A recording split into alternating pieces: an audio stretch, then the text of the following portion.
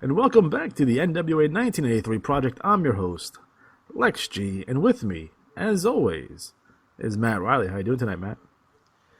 I am, I guess, super. Super. All right, I dig it. I'm battered. So tonight's episode would be another cornucopia of great wrestling action throughout the NWA, a best of the NWA throughout the territories, so to speak, as we prepare for our next closed-circuit event live from the Playboy Casino in beautiful Atlantic City, New Jersey. It is Broadway Brawl. Main event of that show will be Harley Race taking on superstar Billy Graham for the NWA World Heavyweight Championship. Now, it's always curious to me that anytime a rival promotion try to run the Northeast, in the heart of WWF territory, they usually get their fucking brains bashed in, and they never draw well. Now, the mistake they always make is that, especially NWA or WCW, they run it based off their cable television, so we usually be based off of TBS because that's all we got here in New York. But they didn't have any local television whatsoever. So no local syndicated television to kind of promote these shows that they were running. Like Bunkhouse Stampede was in the Nassau Coliseum and no one knew about it or gave a shit about it. Even in the late 90s, when WCW would run the Nassau Coliseum, we had no idea they were coming. So bad promotion job on their part with that. So Right. For any wrestling promotion to run the Northeast or just any area of the country, they really do need to have local television to do their local promos, to get their local feuds over, or they're not going to draw any money. Right. I think that was the mistake that the AWA did. The AWA was super pissed off that the WWF was running Minneapolis, so they're like, "Oh, we're going to run New York," and that didn't end up doing well for them at all. And running the Northeast in general is a very expensive prospect. Trying to get into any of these buildings, obviously you're not getting into the Garden, because they have the Garden pretty much locked up. You can try to get into the Meadowlands, Nassau Coliseum. Even those are kind of tough. Hershey, Pennsylvania, Pittsburgh. Obviously, Philadelphia was a war zone for the NWA and WWF because they both had followings in Philadelphia. But anything north of Philly was going to be a rough go to anyone. But we're going to do it. The WWF is still not the pillar of strength that it would become the next year in 1984. So you can still essentially run in New York without causing too much friction. And what it does, essentially, at this point of the game, it would keep the WWF on the defensive. Instead of having them expanding into our territories, we got to make sure they defend theirs. So running Atlantic City, which is an interesting prospect. Again, the Playboy Casino is a real thing. That's a real fucking casino that they had in 1983, based on the Playboy brand and magazine. And when that was a big deal. And man, I don't know if you remember this. You probably do. How big the Playboy brand. I mean, obviously it's a fucking nudie magazine. Everyone gets that. Right. But they would have celebrities on the covers, and have these articles in it. And it was a brand name. You would see people with Playboy T-shirts with the bunny on it. I remember my cousin. He must have been like 10 at the time. He had a necklace with it's a square thing on a necklace with the Playboy fucking bunny on it. Yeah. That was a big thing. So going into the Playboy Casino and getting co-branded with Playboy, I think it's a positive, especially what we're trying to do. Obviously, that casino would go out of business, I believe, in the following year. The Playboy Casino was notable because it had a lot of the big heavyweight boxing matches in the early 80s. So again, it's an arena, ready to go, and we should do well there. And when it comes down to Playboy magazines, and we'll go into our next topic off of that. I think there's three types of people in the world. Uh-oh. All right. There's your people who read your Playboy. There's people who read Penthouse, and there's people who read Hustler. Me personally, I'm a Hustler man. At least, at least when that was prevalent. What say you? What kind of magazine were you into? Well, I can admit that my first mag I ever bought was 1988. I was 16, and I bought Penthouse because there was an article about the Von Erichs in it. That's right. I will say that when I worked at one particular place, the guys that worked there had like every Playboy ever created. But then I had a neighbor growing up whose dad had a collection of them, of the Hustlers, which of course had the beaver shots. Yeah. Because, keep in touch with the average guy, Of course. It's funny because my uncle, I guess he was like maybe 6 or 7 years younger than my dad, so he was he's a pretty young guy by the time I was born. But he was like the king of smut. He would have like boxes of nudie magazines in his garage, and I remember vividly that he had like car air fresheners, the ones that go underneath your rearview mirror. Sure. He had ones of naked chicks in his car. Wow. All right. Yeah.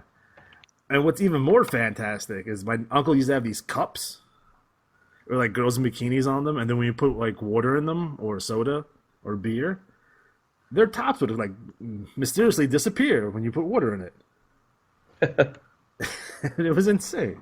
Again, guys, this was the '80s, and stuff like that was perfectly acceptable, I assume. But it was just the way it was. So, me personally, as a hustler man, 10 years before the internet. So. Oh yes, dark times indeed. In your room by yourself.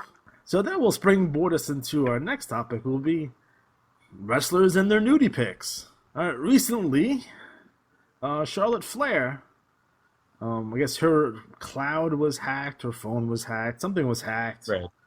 And we had leaked nude photos of Charlotte Flair. At this point, would you not, if you had any nudie pics of yourself, delete them, take them off a cloud, put them on a CD, put them in a safe, do something with them if you really did not want them to be leaked? I think people are under the impression that like everything is secure and fine. It's actually the complete opposite. Nothing is absolutely secure.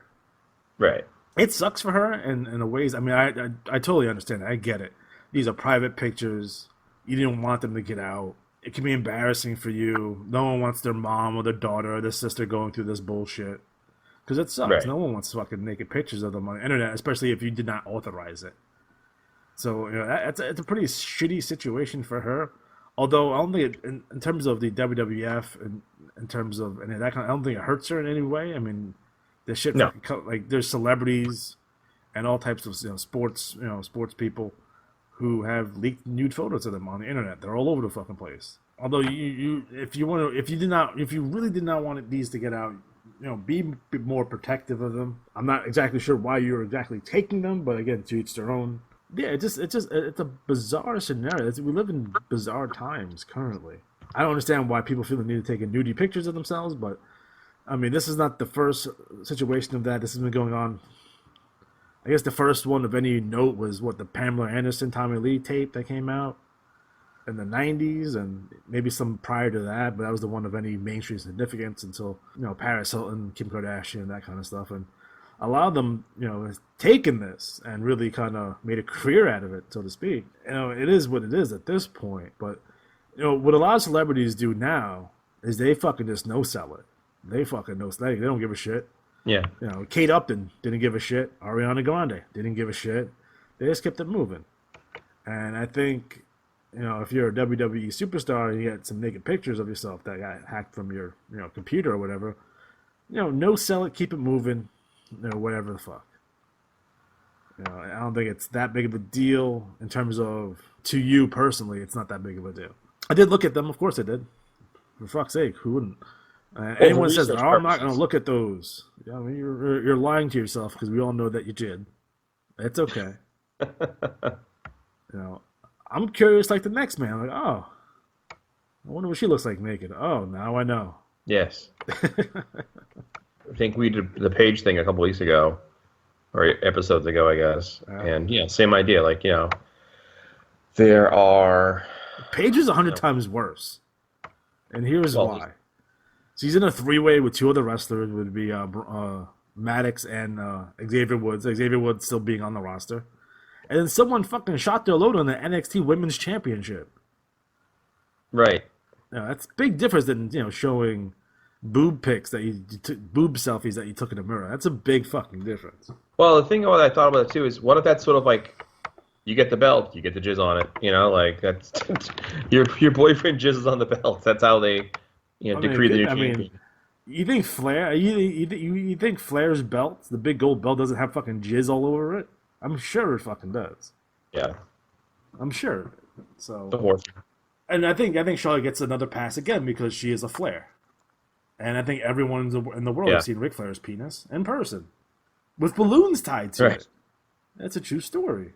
It's just the way it is. So if I'm going to be upset at Rick for tying balloons to his penis and walking through a hotel lobby, then I can't get mad at Charlotte at all. Right. In addition, we've seen some photos and a video of Victoria, who's no longer on the roster, and she hasn't been there for quite a while. But it's like, okay, good for you. Yeah. Thumbs up.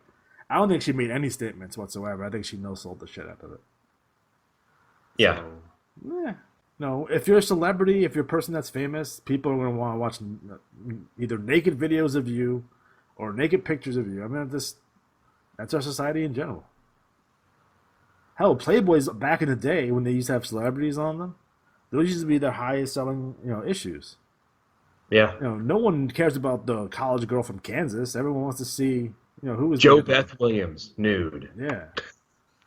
Or it was always that, like, remember that woman who was the third sexy friend of the show? Yeah. Well, now Susan Summers, or who was Stallone's wife?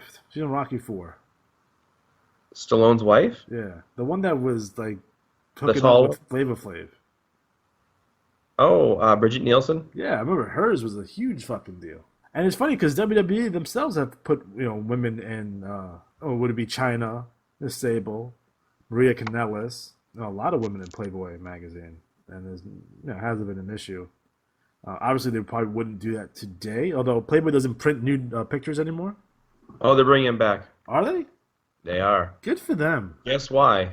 Why? Their sales tanked. Of course it tanked. I mean, they have some pretty good articles in there, but no one read that shit for the fucking NCAA preview this year. Right. Dude, fuck that noise. Although magazines are probably a thing of the past at this point. Especially where I can just, look up naked pictures just by anyone because of Google. Thanks, Google. You're awesome. Yes. So who's the next domino to fall? Whose naked picture are we going to see next? Oh, I think the obvious answer, really, isn't it? Nia Jax. Yes. I've seen selfies of her in her underwear before. Really? Yeah. She's not as big as you think. Her ring gear makes her look twice as big. Like, it's not necessarily all that flattering. I'll tell you what I want to see is I want to see Sasha Banks in a three-way with Roman Reigns and Braun Strowman. Way to break kayfabe, guys. I know. That's the punishment. My God. My God, they went double penetration. He's going to break her in half. She's going to puke. Poor Sasha. Keeps on landing on her face. Still to this day, I saw a clip off of Raw. Now, for you guys who don't know this, every time Raw comes on, I have to fucking shit. And last week, I fucking shat myself. So I had to change my underwear and then take a shower and then fucking shit and then take another shower. So I don't know exactly why that happens at Monday around 8 o'clock. It's pretty weird. I should get that checked out. So guys, I want to talk about the AWF, the American Wrestling Federation. Now, this was a short-lived wrestling federation that started in 1994 and ended in 1996. It was based out of Chicago. It was founded and promoted by Paul Apperstein. His big thing, he wanted to bring back the rules and regulations of professional wrestling. He felt that wrestling at the time just ignored the rules. And to a point that's pretty legitimate if you watched ECW at the time. If you watched even WWF, they were inconsistent in terms of their rules. So we really wanted to focus on the rules, and he put in a round system with judges, very similar to professional wrestling and what we see in Great Britain and in Europe. So he would have 4-minute rounds with 1-minute rest periods in between rounds. Title bouts were scheduled for 12 rounds. All other fights were scheduled for 3. One referee and 2 judges were assigned to the match, and the winner of each round was decided by both judges' scorecards and a referee's scorecard, which seems like a lot of work for professional wrestling. Right. If the match lasted the full amount of scheduled rounds, the winner was declared by whoever had the majority points on each of the 3 scorecards. I mean, obviously throwing your opponent over the top rope was an automatic disqualification, blah, blah, blah, blah, blah. The interesting thing about this promotion, and for me the 2 interesting things about this promotion was the talent and the production value. Now watching I guess 6 or 7 hours of AWF this week. Their production value rivals WWF. Like, it's really good. They had really good cameras. They did really good in terms of, their graphics and their promos. Obviously their promos was a green screen with the AWF logo in the back, which looked really good. And it's 1995, guys, so don't expect that much. But fuck. Right. Again, it wasn't significantly different than WWF. Hell, if you put a WWF watermark on it, you wouldn't tell the difference, to be completely honest. But the interesting part about the second interesting part is their roster. A lot of people give them shit because, like, oh, their roster was a bunch of guys who were over the hill. No one gave a shit about them. And that's not accurate. Yes, they had older wrestlers on it. But these guys weren't off TV for very long. Probably the longest guy who was off TV in the mainstream capacity was Bob Orton Jr., who probably was off TV 1989. So we're talking 6 years. But everyone else was 2 years, 3 years, 1 year off of television. So I can't really kill them for that. But we'll go over the roster real fast. You had Gentleman Chris Adams, Adam Flash, JB Trash, Tough Tom, Wayne Bloom, Johnny Gunn, Lenny Lane, the Blacktop Bully, John Paul, Horace the Psychopath, Honky Tonk Man, Buddy Wayne, Ed Moretti, Bad Crew Number 1, Jim Powers, Mean Mike, Don Morocco, Charlie Norris, Bad Crew Number 2, Bob Orton, Doink the Clown, Buddy Rose, the Super Destroyer Number 1, Sergeant Slaughter, Tommy Rich, Tito Santana, Super Destroyer Number 2, Johnny Stewart, Terry Taylor, Nails, Coco Beware, Tony Atlas, Rockin' Rebel, Darren Wise, Greg Valentine, Tom Zank, Billy Blaze, Billy Two Eagles, The Bodyguard, Cody Hunter, Jan Jesser, The Hater, Lester the Jester, Number 14, Ron Powers, Steve Storm, and Sumito. Who I didn't see? Mr. Hughes. He was totally on that roster, so this list is incomplete. Also, the Samoan SWAT. Oh, here's the tag teams. So you had the Rat Pack of General Adnan, Bob Orton Jr., Mr. Hughes, and Manny Fernandez. The Renegades of Jeff Gaylord and the Warlord. Warlord and Gaylord. That's awesome. The Road Warriors, Hawk and Animal. The Samoan SWAT team, Samu and Samula. The Southern Posse of Sonny Trout and Junior Threet. Obviously, the Super Destroyers of 1 and 2. The Texas Handman, Killer, and Psycho. And then you had your managers of Sheik Agna Al-Casey, Oliver Humperdinck, Aloysius Hayes, Big Mama, Frankie the Bird, Highway Honey, and Rico Suave. Your commentators were Ken Resnick, Terry Taylor, Lord Alfred Hayes, Missy Hyatt, and Mick Crotch. Crotch.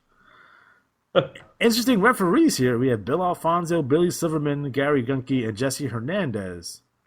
And then you had your owner, Paul Apperstein, and your AWF commissioner, the man himself, Jumping Jim Brunzel. The ugliest man in professional wrestling. Oh. Gross. So, Matt, what are your thoughts on this roster?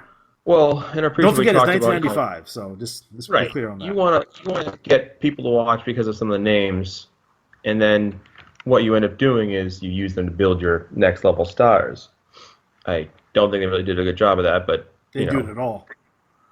Right. So we had, I guess your top babyface was Tito Santana. Right. Tito was looking good. He's still in great shape, having good matches. No issues there. Tito. Your number one heel was Bob Orton Jr. Okay.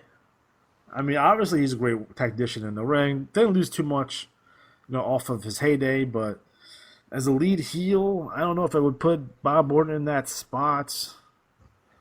Maybe I would have put Buddy Rose, but he's way out of shape at this point. Yeah. Valentine would have been okay. I would have made Tom Zank the number one heel. Because he's the number one heel in real life, folks. Obviously, they had Chris Adams. I believe he was the babyface, but they brought him in because he knew the rules of European wrestling. Oh boy. I like how they had disorderly conduct in here, or the Beverly Brothers. That was Tough Tom and no, was Tough Tom a Beverly? He's definitely in disorderly conduct with Wayne Bloom. I don't know if he was the Beverly brother. I love Tough Tom. I don't think he was a Beverly brother though. Out of this roster, I probably would have pushed Johnny Gunn as my lead babyface. I like Tom Brady anyway. Yeah. Morocco would have been decent as a lead heel. But like, yeah, no, it's a pretty rough go in terms of young talent. I would have probably cut this roster in half and brought in some young talent that was around at the time in 1995. My names of independent wrestlers from the mid 90s. Now this might be pre-Reckless Youth days where the Indies got hot, pre Billy Kidman, Ace Darling. These guys that were really tearing it up in the Northeast. Christopher Daniels, although he may just start at this point. No Jerry Lynn, which is interesting to me because this was based out in the Midwest, and I thought Jerry Lynn probably would have been shoe in for this. But yeah, I would have focused on, you have your big goofy guys on top, and then I probably would have had a cruiserweight division on this. Everything was based on tournament. Again, it was the way they did it was kind of awkward, especially with the round system, because when the match finally really got going, it went, oh, bing, bell. And you're like, oh, that's why there's no fucking round system in American wrestling, because number one, guys don't know how to work that style. Number two, you don't want to be in the middle of your comeback and then the bell fucking rings. Right. Yeah. So there were three title reigns for the AWF Heavyweight Championship. Tito Santana was the first inaugural champion. Not a bad champion to have. Don't forget that Tito Santana was the former ECW champion prior to That's this. right. So don't forget about that. He was defeated by Bob Orton Jr. Oh. Yeah, and then Tito won the belt back that same night. So there's only been 3 title runs. There you go. Their tag team championship only had one tag team champions, and that was the combined efforts of Tommy Rich and Greg Valentine, which is an interesting combo. They defeated Coco Beware and Tony Atlas in a tournament final. Now, obviously, this promotion went out of business. It started in 1994, and it folded by 1996. The simple fact that they had no idea what they're doing business-wise. Obviously, you have a lot of name wrestlers on this roster. They must have been paying out a fucking ton of money to these guys. These guys are pretty fresh off of WWF TV. Again, there's no one that, other than Bob Orton, that was off TV for at least that long. And some of these guys would actually return back to television after this, so I could imagine what these guys were getting paid. Number 2, they didn't run a whole lot of house shows. They ran a few, but not a whole lot. I'm assuming they didn't draw dick. Number 3, they would bring homeless people off the streets and give away free tickets to the television taping, which doesn't sound like it's not a terrible idea. You want to have a full crowd for your TV. TNA does it. WCW used to do it at Center Stage. Again, there's nothing out of the ordinary about that. The problem is that you're supposed to be selling your television show to syndicators around the United States at the time. And when you're paying to get your TV on networks instead of having the networks pay you, there's nothing in their structure that tells me they made any money. There's no revenue coming in. Unless you're selling AWF t-shirts. Or you're not even selling tapes. So what are you selling here? Right. There's no sponsorships on the show. I don't see this replay sponsored by Schlitz Malt Liquor. I'm not seeing any of that.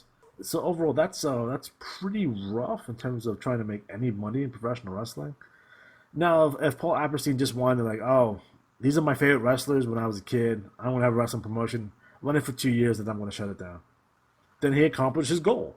Well, that's great. You wanted to play wrestling promoted for 2 years. But if you wanted to really kind of make your name and make your niche in professional wrestling, absolutely not. Did not accomplish that whatsoever. So, Matt, what are your thoughts on their business model? Pretty much a great way to lose money. I just never understood, in wrestling, especially smaller groups, if you find the right guy to bleed dry, they'll be happy to give you money. They think they're going to make themselves a star. Yeah. They want to be, the next big thing, so they'll do whatever it takes. And these guys don't know any better, so they get milked. It's like anybody in a con, You get a promoter there. He's like, oh yeah. We're gonna get tons of people. And you don't sell tickets. Right. And you don't get tons of people. You get nothing. You get absolutely nothing.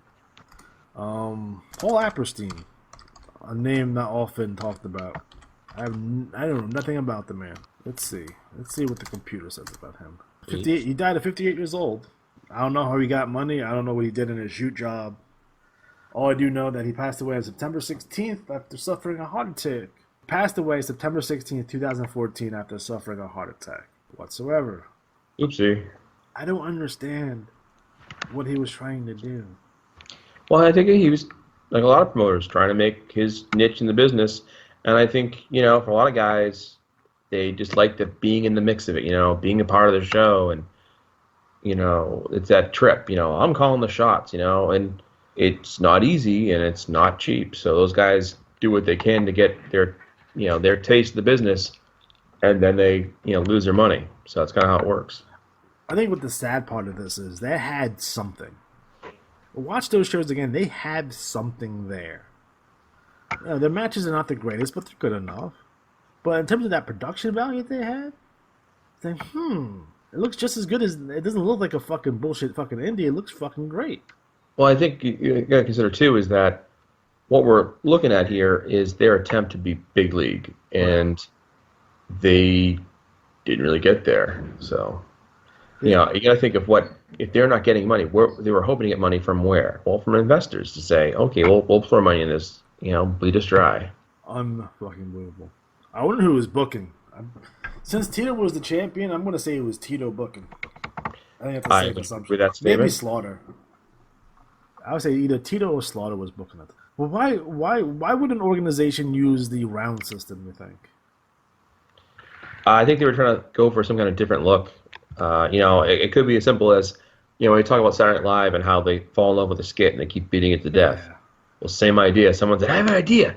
We'll do rounds. It'll be totally different. The people will be able to watch and not, blah, blah. Nope. No.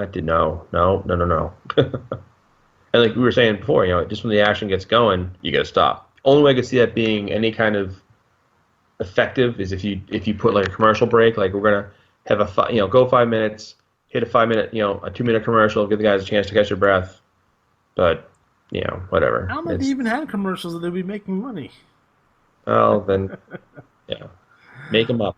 Fucking A. I used to say that back when I was doing the internet radio show, The Asylum. I said we should make our own ads up and just make them fake. No one's going to know. Because if you have ads on there, people won't know. They'll assume, oh, they get sponsors. Yeah. Maybe I get sponsorship too. They're some swell dudes. So the NWA 1983 project sponsored by Playboy Magazine. That's right. Get your rocks off. That's right. Listen to us while you're taking care of your other needs. Oh. That's gross. They just took it too far.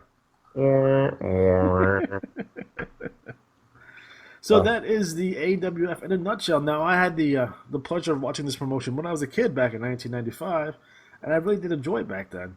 Obviously, it doesn't hold up. I mean, not much of anything from 1995 actually holds up. Not your ECW, not WWE at the time, not WCW.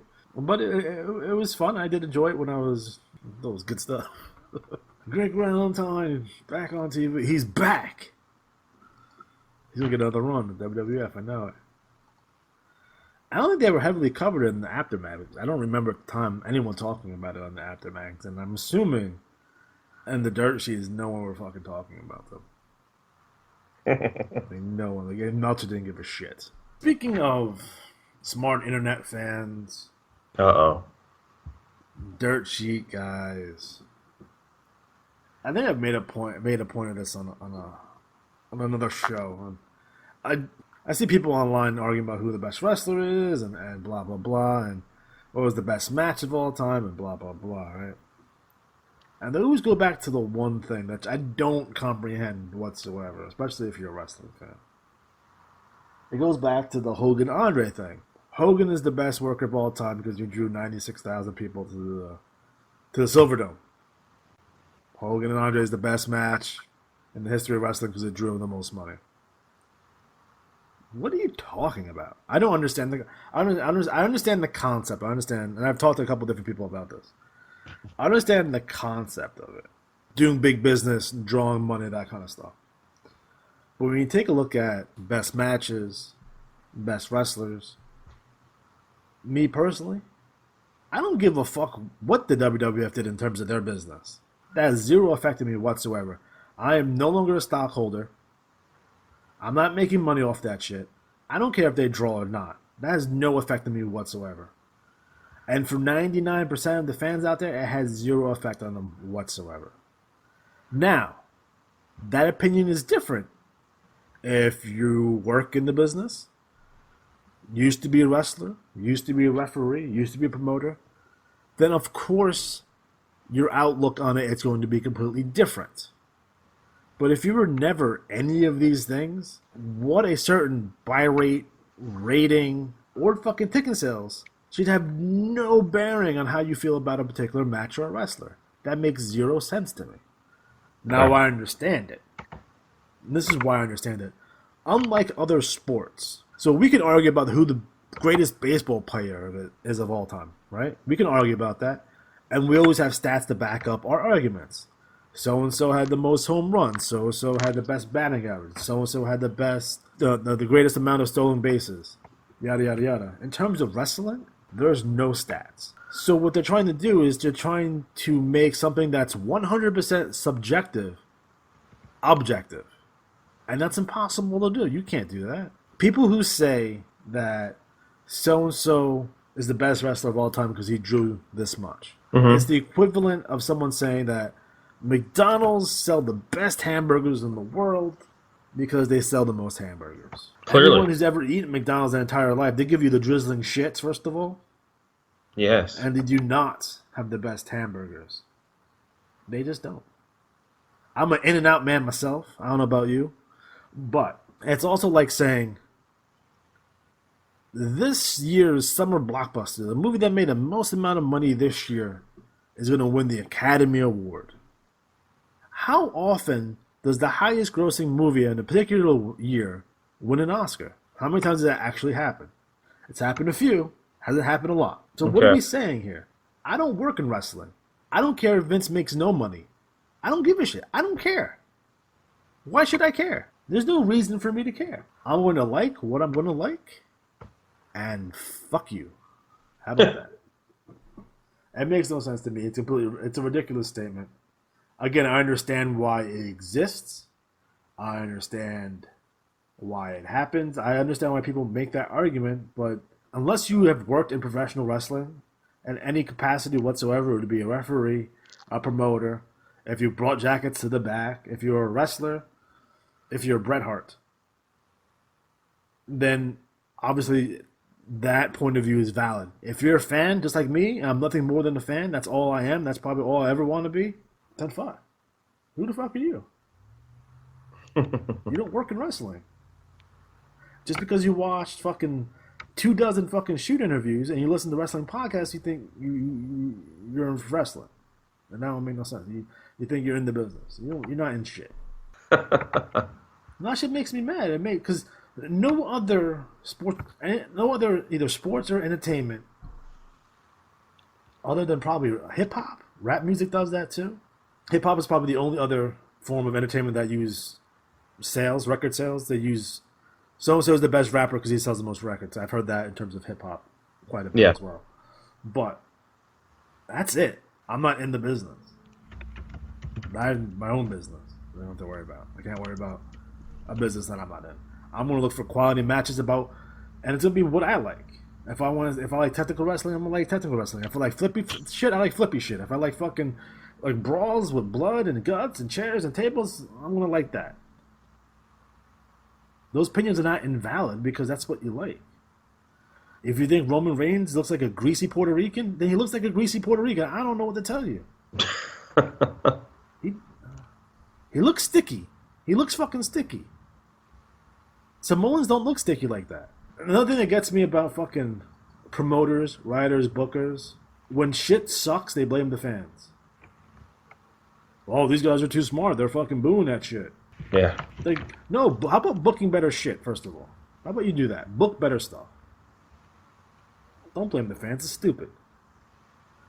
There is no other sports or entertainment out there that treats their fans so bad as the wrestling promotions treat their fans. NFL doesn't do it. NBA doesn't do it. Their major motion picture studios, they don't do it. But why does wrestling promotions continuously, number one, disrespect their fans, and number two, dislike their fans? I don't understand that. Could never comprehend it whatsoever. Yeah. That's like, I swear, I think they still think we're marks. They have zero respect for us.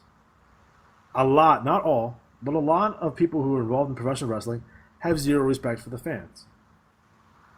They think we're marks. They can't believe that we pay money to see them fake fight their buddy in the ring. They're aghast by it. They don't understand it themselves, and that leads to no respect. Now, obviously, if you're a wrestler who was a wrestling fan growing up, then you get it, right? Then you understand. But there's a lot of people out there who don't fucking get it. Okay, but they think we're marks. They think, oh, you guys are dumb for liking this shit. I'm stealing money here. Fuck. So yeah. Matt, what are your thoughts on that?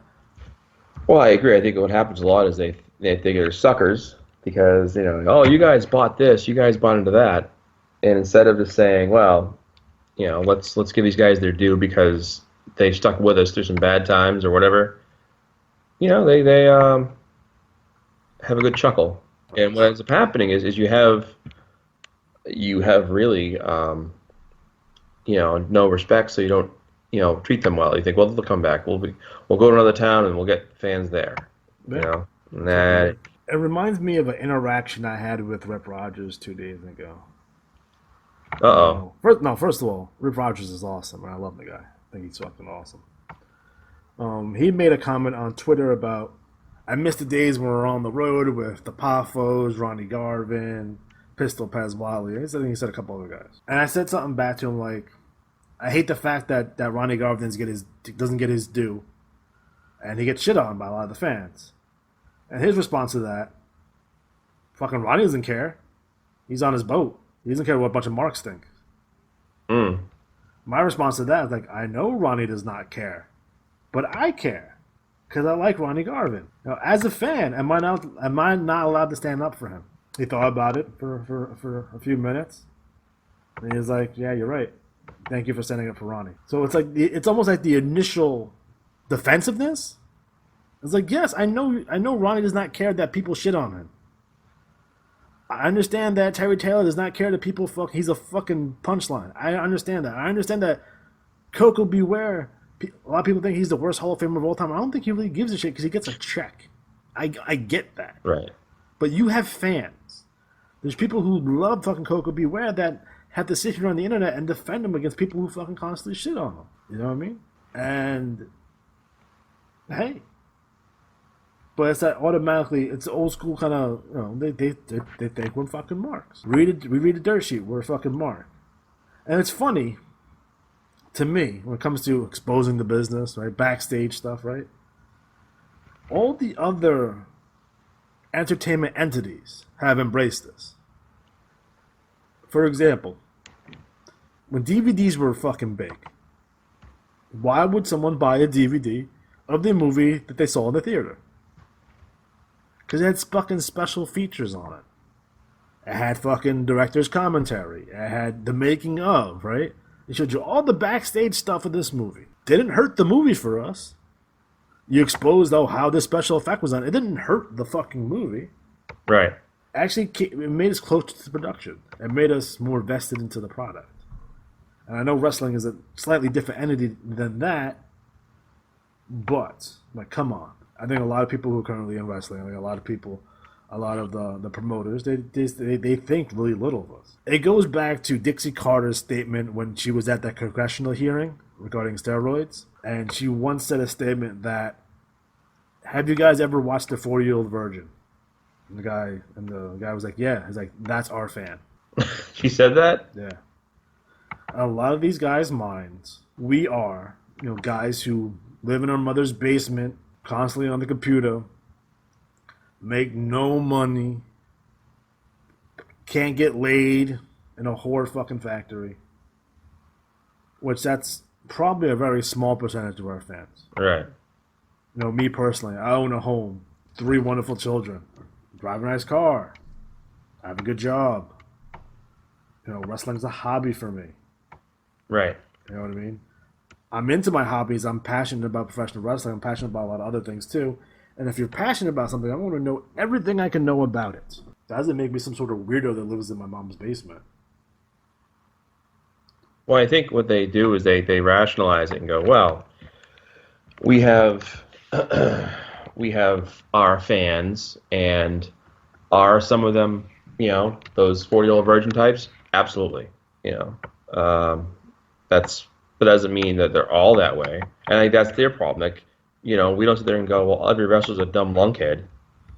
I don't sit here and say every wrestler's on steroids and fucking popping Percocets in the fucking back and jizzing on championship belts. Yes. There's a portion of them that do that, but I don't think all of them do that. The whole thing is completely ridiculous to me.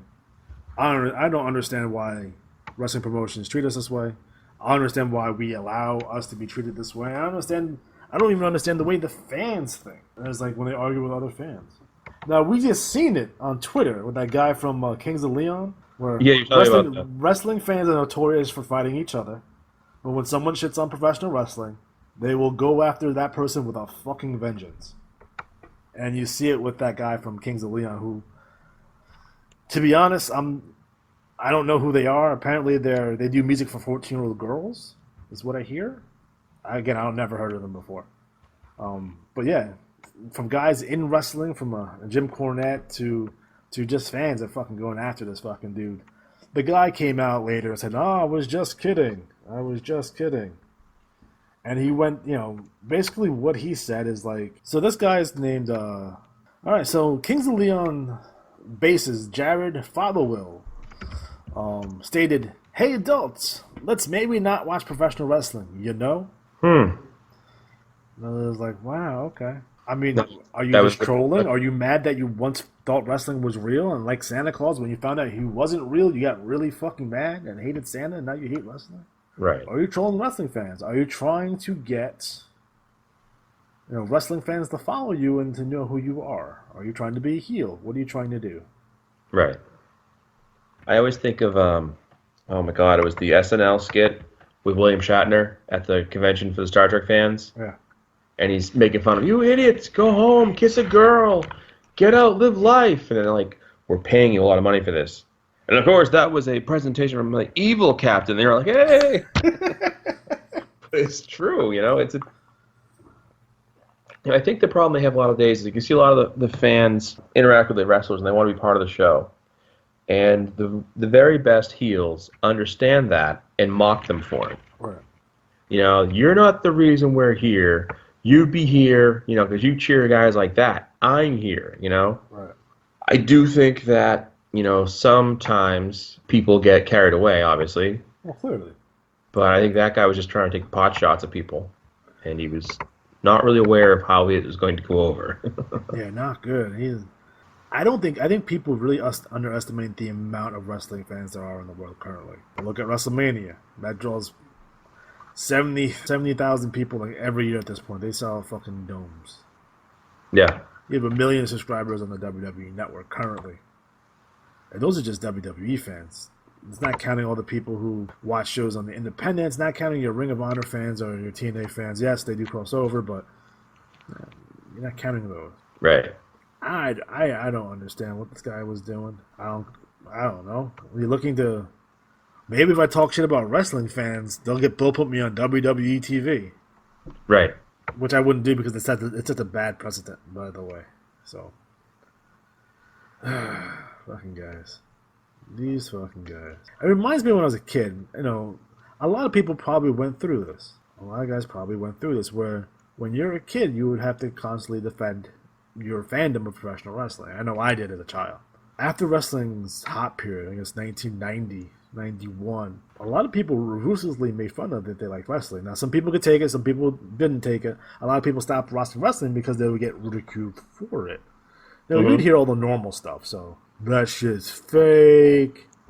Why do you like watching two guys roll around in the underwear? That shit's gay. You Right. constantly hear that shit all the time. Wrestling fans who went through that are very much have understanding how to defend their positions on professional wrestling. They've heard everything you've had to say. So every once in a while, you get someone in the comment section like, "Hey guys, you know this shit's fake." It's like everyone's like, "Oh no, fucking really? Oh really? We didn't know." Oh man, this ruins everything for me now. They understand how to kind of stick and dodge that because we've heard it all. We've defended wrestling. I personally have defended wrestling for the better part of fucking 30 years at this point. Some things are undefensible. Katie Vick. But for the most part, I'm able to defend it.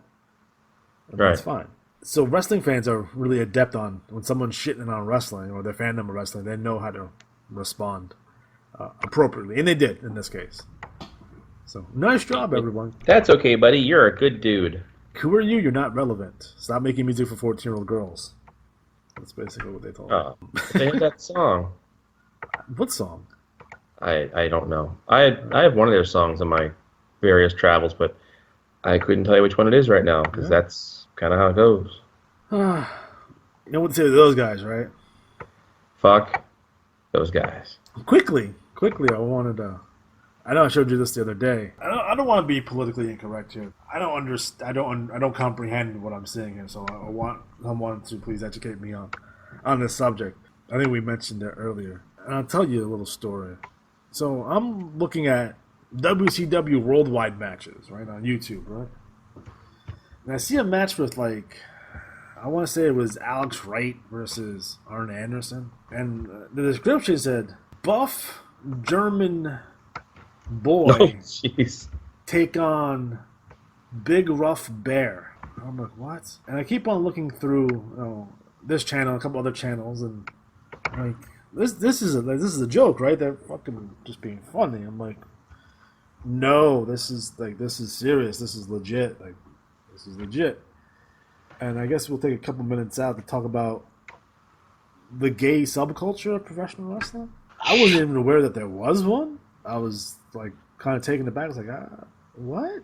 It makes sense, and we've heard about it for years as an insult, but apparently there are guys who watch wrestling to fucking jack off to it. I didn't think that was a thing, but apparently it is. Rule 34. What the fuck's Rule 34? If you can think of it, you can't hack it, you jack it? If you can think of it, it exists on the internet. Oh, okay.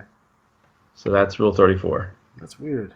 I guess I understand it because there's a lot of guys that watch wrestling during the Attitude Era or whatever, that with the hot chicks and the thongs and that stuff, we're really excited to see that stuff. And maybe some of the guys who like to watch Glow back in the day, maybe that. Yes. Maybe had the same kind of feeling towards it. So I'm not necessarily surprised about it. I'm just, for someone who tries to know as much as I can about professional wrestling, did not know this existed. To each their own. I have no issues with it. I just want to point it out. I don't understand it at all because if I wanted to watch porn, I would watch porn, not women's wrestling. Right. So why wouldn't they watch porn and watch men's wrestling? I don't. Tomato. I'm not sure, but it goes a step farther. Oh no. And I was looking on the internet, and hey, listen, my fucking internet browser is probably fucked anyway at this point. But we have the Gay Pro Wrestling Federation, also known as PWG, not that PWG, but Premier Gay Wrestling. Okay. Now, the PWG was started when founders Francis Minx and his wife Lolly Minx went on an all-gay cruise. While on the cruise, they came up with the idea of starting their own wrestling promotion that would feature all-gay wrestlers. Okay, that sounds pretty neat. My first question off the bat, if Francis and his wife Lolly, if it's an all-gay cruise, how can Francis and his wife Lolly be on the all-gay cruise? Unless, like, Lolly is a transgender, perhaps? Is that possible? Maybe they're just really okay with it. Maybe, I don't know. Yeah, but wouldn't you not allowed to be on the? If it's an all-gay cruise, hence the name all-gay cruise. I know lots of women that go to gay clubs. So. Well, yeah, me too. I've been into a gay bar by accident once. got me a free drink out of the deal. It's pretty awesome. Yeah, good for you. Yeah. So they currently have no website. I believe it's probably defunct at this point. Well, I think I mentioned it when I had my Amazon Prime working on my Kindle, or not my Kindle, my Fire Stick. The gay pro wrestling was one of the options. I was thumbing through all the different wrestling options, and I stopped and I went past it and I went back and I was like, did I see that right? And I did see it right. And I read the description and I was like, yeah, okay, it was what I thought it was, and moved on. What are you gonna do? When you have events called the Gay Bed and Breakfast of Terror, I don't know what's the deal with that. My God. I guess my question... He's got a croissant! Like, for example, okay, say, I'm of Hispanic descent, right? Right. Now, if they had a wrestling federation that had all stereotypical Hispanic wrestlers, so they have, like, your Cholos and your Aztec warrior, typical Puerto Rican guy... Aztec warrior. I'm trying to think of stereotypes here. All right. A guy dressed up as a fucking landscaper, dishwasher guy. I would find that offensive. I don't know. That's offensive to me. That. What if the wrestling was great though? Like, still. What if they had all white wrestlers? That's a whole nother fucking scenario. They already do. No, I'm saying all white wrestlers pretending to be Hispanic wrestlers that are stereotypical. Well, remember when do you remember when the WWF or E whatever, and they had the Mexicools? Yes. Yeah. They came out on the riding mower. I think I mentioned this on a prior show.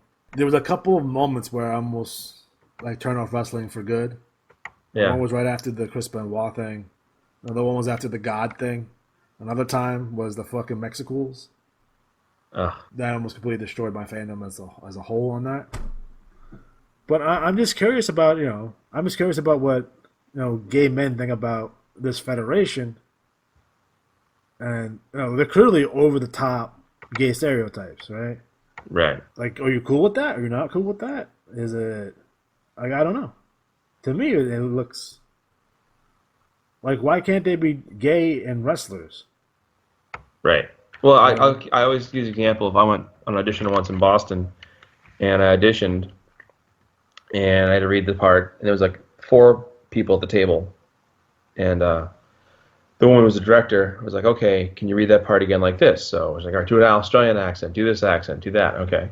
So I go through, and she goes, now can you do that as if you were gay? Now, I paused, and I was like, well, what do you mean? And she's like, well, like flamboyant and over the top.